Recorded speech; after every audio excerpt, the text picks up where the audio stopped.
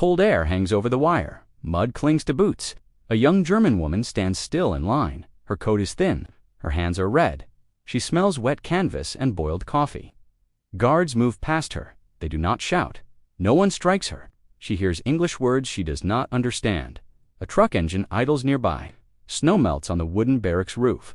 She expects a blow. It does not come. A guard hands her a tin cup. The liquid is warm. She drinks without permission. No one stops her.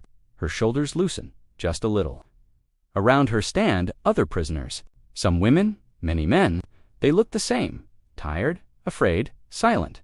She has been taught to expect cruelty. She has been taught Americans are brutal. What she sees is different. Later she will say the words quietly. They treated us like people. The collapse of Nazi Germany in 1945 sent millions into captivity. By May 8, 1945, the war in Europe was over. The German armed forces surrendered unconditionally. The Allies now controlled the continent. The United States Army faced a task of scale without precedent. They had to disarm and process millions of enemy soldiers. This included not only frontline troops, it included clerks, medics, drivers, and auxiliaries. Among them were tens of thousands of women. Most of these women served in Wehrmacht support services.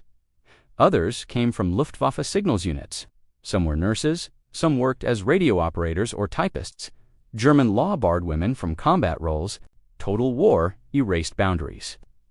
By 1944, labor shortages forced women into military support positions.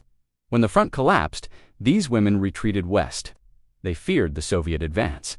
Stories of rape and executions spread quickly. Many German women made a deliberate choice. They surrendered to American or British forces if possible. The United States Army established temporary prison camps across Germany. Some were open fields, others were converted barracks. The Rhine Meadow camps became among the largest. Millions of German prisoners passed through them. Conditions varied widely. Early camps were overcrowded. Food shortages were real. Shelter was often minimal. Yet American policy differed sharply from Nazi practice. The Geneva Convention guided official treatment. Orders emphasized discipline and restraint. Abuse was punished. American guards were instructed to treat prisoners as defeated soldiers, not criminals. Female prisoners created a new challenge. The US Army had little precedent. Separate facilities were often improvised. Medical checks were required. Interrogation focused on intelligence value, not punishment. Most women had none. They were processed and held until release. Political pressure shaped this approach. The United States wanted stability. Germany would be occupied, not destroyed. Distrust of the Soviet Union already existed. Winning German compliance mattered. Mistreatment would fuel resistance. It would also damage American moral authority. Technology shaped captivity. Trucks moved prisoners quickly. Field kitchens fed thousands daily. Paper records tracked individuals. Photography documented conditions. The American press watched closely. Unlike the Eastern Front, this was not a war of annihilation. It was a transition to occupation. For the prisoners, it remained terrifying. For the guards, it became routine work. For women like her, it marked the end of one world and the beginning of something unknown. From the human angle, fear dominated the first hours. Many German women had lived under propaganda since childhood. They were told surrender meant abuse. Some carried cyanide capsules, others burned uniforms to appear civilian. In the camps, they waited for violence. It did not come. They were searched by female staff when available. Medical personnel checked for illness. Menstruation supplies were scarce but not forbidden. Small acts mattered. A blanket, a hot drink, soap. Being spoken to without insult. Shame mixed with relief. They were prisoners, but alive. Some later wrote this was the first time authority felt impersonal. No shouting slogans. No political lectures, just rules. From the tactical angle, American camps aimed at control, not revenge. Prisoners were counted constantly. Movement was limited. Guard towers overlooked open compounds. Barbed wire defined space. Weapons were visible. Force was implied, not used. The goal was order. Escapes were rare. There was nowhere to go. The war was over. Interrogation teams focused on officers and specialists. Most women were processed quickly. They posed little threat. Their labor was sometimes used for camp maintenance following convention. Work was paid in rations. Discipline was strict but predictable. For the US Army, efficiency mattered more than punishment. From the technological angle, logistics decided daily life. Food came from mobile kitchens. Canned rations supplemented fresh bread. Water trucks served camps without plumbing.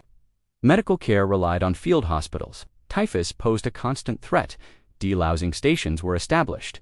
DDT was sprayed heavily. It was unpleasant. It prevented epidemics.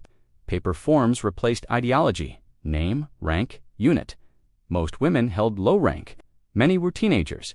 Bureaucracy moved them forward. Release dates were stamped. The system reduced chaos. It also reduced abuse. From the enemy perspective, captivity under Americans challenged belief. Nazi doctrine portrayed the Allies as subhuman. Reality contradicted it. Confusion followed. Some prisoners felt guilt. Others felt anger toward their leaders. For women, the contrast was sharp. They compared American guards to German officers. They noticed the absence of fear. This did not erase trauma. Bombing had destroyed their homes. Families were missing. The future was uncertain. Yet captivity did not deepen the wound. For many, it eased it.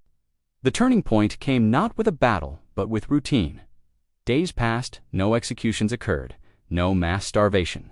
Rumors of Soviet camps reached them. They compared notes. American rations were small but regular. Medical care existed. Violence was punished. In late spring 1945, a group of female prisoners arrived at a camp in Bavaria. They were exhausted. Some had marched for days. They expected retribution. Instead, they were issued numbers. They were assigned space. A nurse spoke to them calmly. One woman broke down, not from pain, from disbelief. She later told an interviewer, "They treated us like people." The word spread, morale shifted. Prisoners followed rules more closely. Discipline improved. Camps stabilized. American commanders noticed the effect. Respect reduced resistance. It reduced the need for force. The numbers show the scale. By summer 1945, the U.S. held over 3 million German prisoners. Women made up a small fraction. Their treatment became symbolic.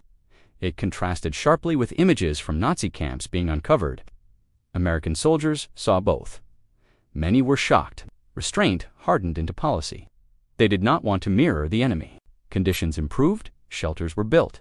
Food supply increased as logistics caught up. By autumn, mass releases began. Women were often released first. They returned to ruined cities. Some walked home. Some had no home to return to. For Germany, captivity marked defeat. For many women, it marked survival. They carried memories of fear and relief. They spoke of kindness from strangers. This did not erase suffering. It complicated it. Strategically, American policy paid dividends. Occupation faced less armed resistance in the West. Civilians cooperated. Former prisoners complied with new authorities. Reconstruction moved forward. Losses remained heavy. Thousands died in early camps from disease and exposure. This remains debated. Systematic brutality was absent. Compared to the Eastern Front, the difference was stark. The experience shaped post-war law. The Geneva Convention was revised. Civilian and female protections expanded. Memory-informed reform. A German woman stood in a camp and expected the worst. She did not find it. History often focuses on battles, generals, and flags. Sometimes it turns on quieter moments. A cup of warm coffee. A guard who does not strike. A prisoner who survives with dignity. These moments do not erase the war. They shape what follows. They show that even at the end of total war, choice remains. How the victor treats the defeated defines the peace that comes next.